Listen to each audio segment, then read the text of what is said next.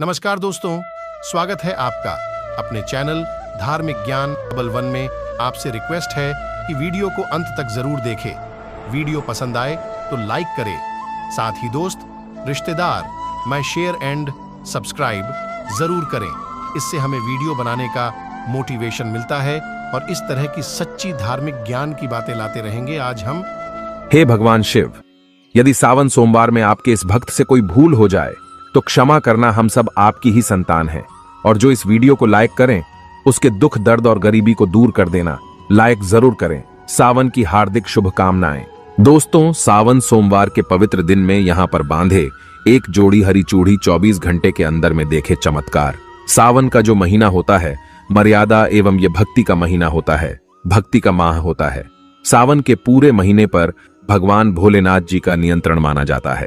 कालों के भी काल कहे जाने वाले महाकाल शिव शंभू को सावन का महीना बहुत ही खूबसूरत लगता है। इस समय सूखे पड़े बंजर सूखे पड़े बाग खिलखिला उठते हैं, चारों ओर हरियाली ही हरियाली दिखाई होती है। सावन का महीना लड्डू गोपाल श्री कृष्ण को अति प्रिय है। अपने बाल गोपाल रूप में भगवान लड्डू गोपाल वृंदावन में सावन में स्नान अवश्य करने आते हैं। श्री कृष्ण सखियों के साथ मिलकर वर्षा आदि में स्नान करते हैं और नृत्य आदि करते हैं। दोस्तों, ऐसा माना जाता है कि सावन के पूरे महीने भर भगवान भोलेनाथ जी की पूजा पाठ करने से वो शीघ्र ही प्रसन्न होते हैं। सावन का पूरा महीना भगवान भोलेनाथ का प्रिय महीना है। इसकी अनेक पौराणिक कथाएं एवं धार्मिक मान्यताएं भी हैं। दोस्तों, जनसाधारण लोग किसी और महीने में संयम नियम का पालन करें या न करें, लेकिन सावन के महीने में संयम एवं नियम का पालन जरूर करते हैं। सावन में जो लोग व्रत आदि करते हैं तो उन्हें पूरे महीने भर लहसुन प्याज तथा किसी का झूठा भोजन भी नहीं करना चाहिए, क्योंकि इस समय व्रतधारी भगवान शिव की शरण में होता है। तो आप कोई भी ऐसा पाप न करें जिससे भगवान शिव क्रोधित हो जाएं। तो आज की जो वीडियो है बहुत ही सुंदर है, ज्ञानवर्धक जानकारी है। इस वीडियो को अपने फायदे के लिए जरूर पूरा देखना है, क्योंकि अधूरा ज्ञान हमेशा अधूरा फल ही देगा और भगवान शिव का अपमान भी माना जाएगा। इसलिए सावन के शुभ अवसर पर वीडियो को अंत तक जरूर देखें और कमेंट में अपनी राशि जरूर डाल दीजिएगा। यदि हमारे पास कोई उपाय होगा तो वह आकर हम आपके कमेंट के रिप्लाई में जरूर बताएंगे। सावन के महीने की विशेष महत्व कुछ इस प्रकार से है। दोस्तों, सावन के महीने में ही समुद्र मंथन हुआ था। सावन के महीने में ही माता लक्ष्मी उत्पन्न हुई थी और माता लक्ष्मी को धन की देवी का दर्जा सावन के महीने में ही प्राप्त हुआ था। सावन के महीने में ही भगवान भोलेनाथ भूलोक पर आ जाते हैं और भूलोक पर जिनके घर पर यथावश शिवलिंग रखा हुआ होता है तो उनके घर में भगवान आशिंक रूप में जरूर आते हैं। दोस्तों, इस माह में भगवान विष्णु योग निद्रा में चले जाते हैं तो सृष्टि का जो भार होता है वो भगवान भोलेनाथ संभालते हैं। तो आज की जो वीडियो का विषय है बहुत ही सुंदर है कि इस वृक्ष पर बांधे 2 जोड़ा हरी चूड़ी, आपकी हर इच्छा शीघ्र ही पूर्ण होगी। और इस वृक्ष पर सावन में अगर हरी चूड़ी बांधते हैं तो आपकी सभी मनोकामना शीघ्र ही पूर्ण होगी ही होगी और आपका आने वाला समय भी सुगमता पूर्वक से गुजरेगा और कैसी भी आपके जीवन में जो परेशानी चल रही हो वो परेशानी भी समाप्त हो जाएगी। अच्छी चूड़ी सभी समुदाय के लोग पहनते हैं। हिंदू, मुस्लिम, सिख, ईसाई सभी लोग अपने हाथों में चूड़ियां अवश्य धारण करते हैं। कोई इसे बैंगल्स बोलता है तो कोई इसे करें तो कोई इसे चूड़ी आदि बोलता है, लेकिन चूड़ी का महत्व सर्वप्रिय है। देवी देवताओं को अति आकर्षित करने वाली चूड़ियां मानी जाती हैं, खासकर माता रानी जो महिला चूड़ी पहनकर। दोस्तों, अगर आप भी भोलेनाथ के सच्चे भक्त हैं तो कमेंट बॉक्स में ओम नमः शिवाय जरूर लिखना, और अगर आप भोलेनाथ से प्यार करते हैं तो एक लाइक जरूर करेंगे। दोस्तों, भगवान भोलेनाथ जी को ये 3 वृक्ष अत्यंत प्रिय है और इस वृक्ष की पूजा करने से शिव पूजा करने का ही फल प्राप्त होता है। दोस्तों, इस वृक्ष के बारे में शास्त्रों में यह भी कहा जाता है कि मनुष्य जाति के जन्म कल्याण के लिए स्वयं भगवान भोलेनाथ एवं माता पार्वती इन वृक्षों के रूप में भूलोक पर अवतरित हुए थे, अर्थात भूलोक पर जन्म लिया था। तो आइए इस वीडियो में जानते हैं सावन में हरी चूड़ी का महत्व। दोस्तों, हरा रंग सौभाग्य एवं उल्लास का प्रतीक माना जाता है जो मन को शीघ्र ही आनंदित करता है। हरा रंग प्रकृति का वो स्वरूप है। हरा रंग प्रकृति का स्वरूप माना जाता है और माता पार्वती भी प्रकृति है एवं भोलेनाथ को पुरुष माना जाता है। दोस्तों, हरे रंग का उदाहरण कुछ इस प्रकार से है जैसे सावन में भगवान शिव जी को चढ़ाए जाने वाले बेलपत्र, धतूरा, भांग एवं दूब हरे रंग की होती है। दोस्तों, प्रकृति निर्माण करने वाले भगवान भोलेनाथ हरे रंग से अति शीघ्र ही प्रसन्न होते हैं। सावन में जो महिला हरे रंग की चूड़ी पहनती है, हरे वस्त्र धारण करती है, उन्हें अखंड सौभाग्य की प्राप्ति होती है। दोस्तों, इसलिए कहा जाता है जितनी भी माताएं बहनें हैं उन्हें पूरे सावन के महीने में हरे रंग की चूड़ी जरूर पहननी चाहिए, हरे वस्त्र जरूर धारण करने चाहिए।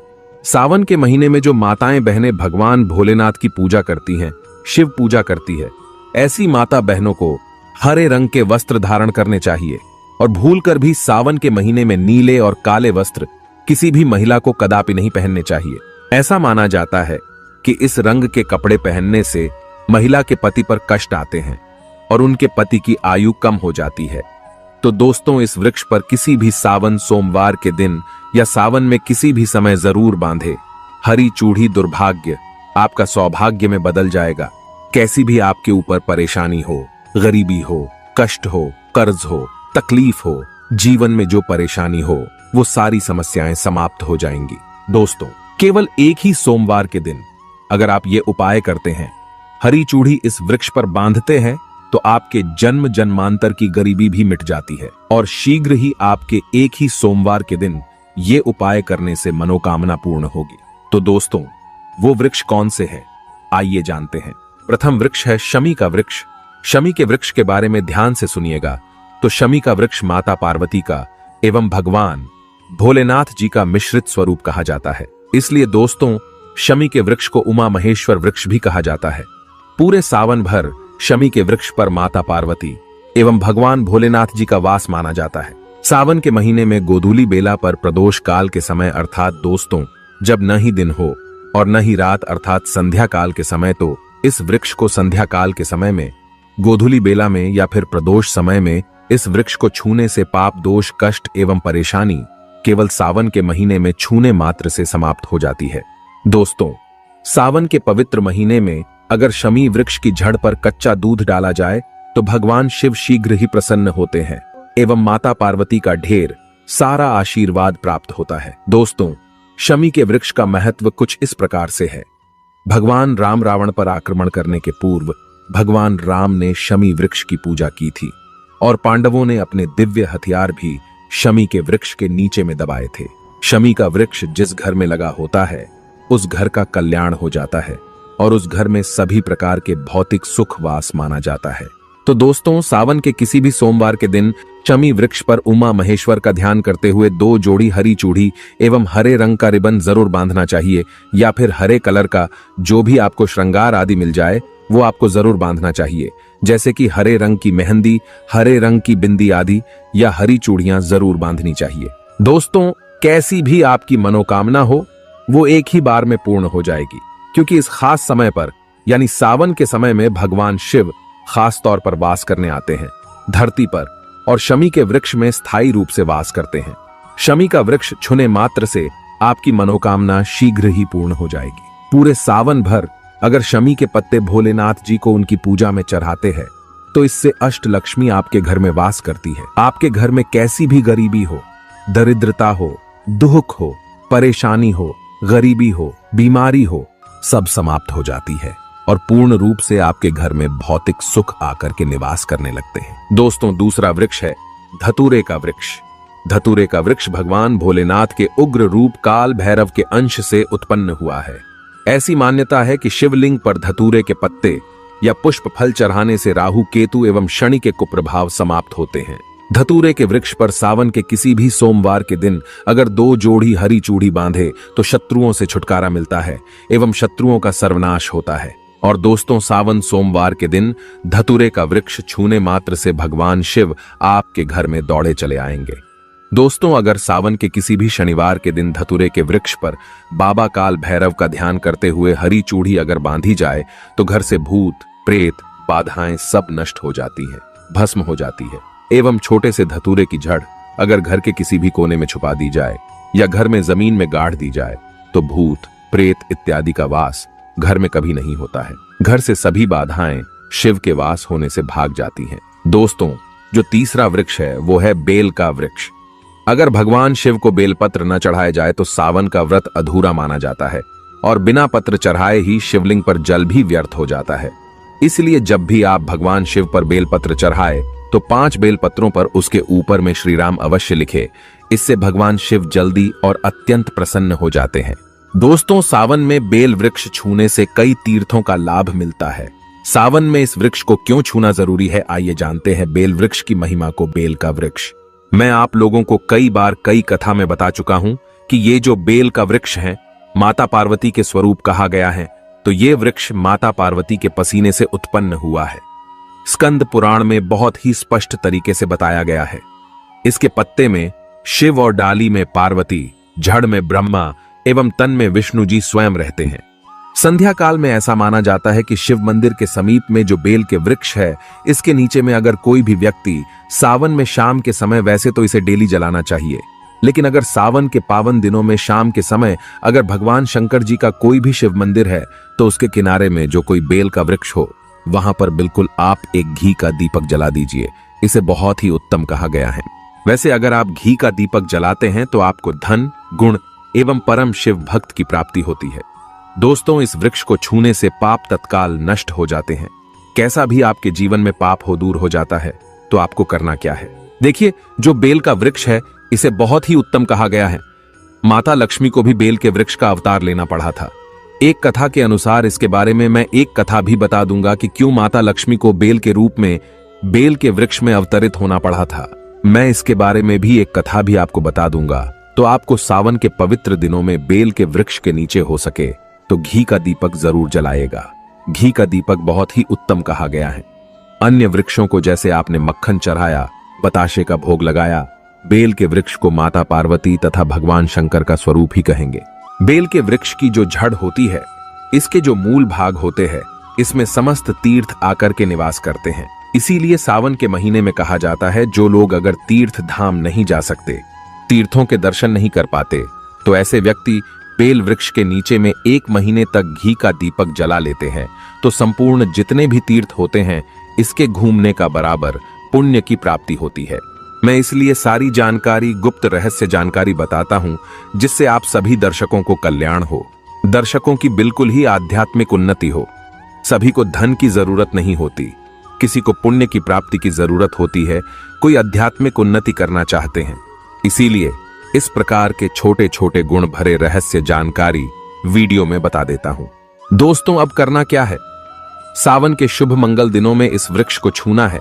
माता पार्वती से प्रार्थना लगानी है कि हे माता पार्वती, आप ही शक्ति स्वरूपा है, लक्ष्मी है, धन की देवी है, आप ही संसार को चलाने वाली देवी है। इस प्रकार से प्रार्थना करते हुए इस वृक्ष को छूना है और बोलना है, मेरी गरीबी मिटाए माता, मेरी निर्धनता को मिटाए, मेरे जीवन में चल रही परेशानियां, सारी परेशानियों को दूर करें। इस प्रकार प्रार्थना करते हुए आपको एक कपूर और एक लौंग को भी जला देना है और एक काम जरूर करना है। जलाने के बाद इस वृक्ष को आपको बोलना है कि मैं भोग स्वरूप आपको धतूरे के पत्ते एवं धतूरे के फल समर्पित कर रहा हूं, आप स्वीकार करें। दोस्तों, इस वृक्ष की जड़ के नीचे में भी आपको धतूरे के फल एवं पुष्प को, पुष्प हैं तो पुष्प भी रख सकते हैं, फिर पत्ते रख दीजिए और अब वृक्ष आपको छूना है, प्रार्थना करते हुए कि हमारी गरीबी मिटाए, हमारी निर्धनता मिटाए, बिल्कुल ही आपके जीवन में कभी गरीबी नहीं आएगी। और एक प्रार्थना जरूर करना है, किसी की हाय लग गई हो, बददुआ लग गई हो, किसी का दोष लगा हो, जिसके कारण हमारी आध्यात्मिक उन्नति नहीं हो पा रही हो, तो आप जो है हाय, बददुआ एवं किसी का दोष लगा हो, उसे तुरंत दूर करें। शनि, राहु, केतु का अगर दुष्ट प्रभाव लग रहा हो, नवग्रहों में से कोई नवग्रह हमें पीड़ित कर रहा हो, या फिर किसी भी हमारे पूर्वजों द्वारा किसी भी प्रकार का हमें पितृ दोष लगा हो, क्योंकि पितृ दोष लगने के कारण व्यक्ति की आत्मिक उन्नति भी नहीं हो पाती, तो आप बोलना कि समस्त प्रकार के दोषों को आप दूर करें, अपने अंदर में खींच लीजिए और आप हमें दोष मुक्त कर दीजिए। तो इस प्रकार से आपको ये प्रार्थना करनी है।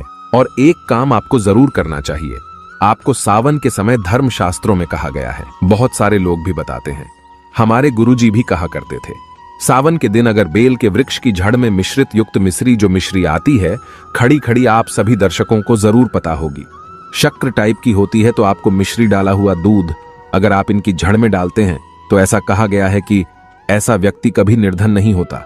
ऐसे व्यक्ति के जीवन से किसी भी प्रकार से अगर लक्ष्मी रुष्ट हो चुकी हो, ऐसे व्यक्ति पर मां लक्ष्मी भी प्रसन्न होती है। ऐसे व्यक्ति के जीवन में धन का अभाव नहीं होता, ऐसे व्यक्ति फिर निरोग रहते हैं। निरोग काया प्राप्त होती है। आप चाहते हैं तो यही क्रिया नीम के वृक्ष पर भी कर सकते हैं। नीम के वृक्ष पर माता लक्ष्मी निवास करती है, समस्त दैवीय शक्ति निवास करती है। नीम के वृक्ष में अगर आप जो है सावन के शुभ मंगल दिनों में आपको एक गिलास या फिर एक लोटे सामर्थ्य के अनुसार तांबे के लोटे में आपको दूध डाल करके इनके अंदर जो है अभिषेक करना चाहिए, इनकी जड़ में डालना चाहिए। लेकिन आपको मीठा दूध ही डालना है, मिश्री मिला हुआ दूध आपको चढ़ाना है, इनकी जड़ में डालना है और गरीबी मिटाने की प्रार्थना करनी है। या फिर जिन लोगों पे कर्जे का भार है वो लोग बोल सकते हैं कि हमारे कर्जे का भार दूर हो, या फिर जीवन में जो किसी भी प्रकार की जो परेशानी है वो परेशानी भी बोल देना। वो परेशानी तत्काल ये वृक्ष समाप्त करते हैं और आपको इसे छू करके आ जाना है। दोस्तों, सावन में आप इन वृक्षों को जरूर छुएं, आपका कायाकल्प हो जाएगा। भगवान शिव आपके ऊपर मेहरबान हो जाएंगे, आपकी भक्ति की कामना आराधना पूर्ण हो जाएगी। तो अगर आप महादेव की कृपा प्राप्त करना चाहते हैं और उन्हें अपने घर पर बुलाना चाहते हैं तो कमेंट बॉक्स में लिखें, भगवान शिव आपका स्वागत है हमारे घर में। हर हर महादेव, ओम नमः शिवाय एक लाइक जरूर करें। तीर्थों के दर्शन नहीं कर पाते तो ऐसे व्यक्ति बेल वृक्ष के नीचे में 1 महीने तक घी का दीपक जला लेते हैं तो संपूर्ण जितने भी तीर्थ होते हैं इसके घूमने का बराबर पुण्य की प्राप्ति होती है।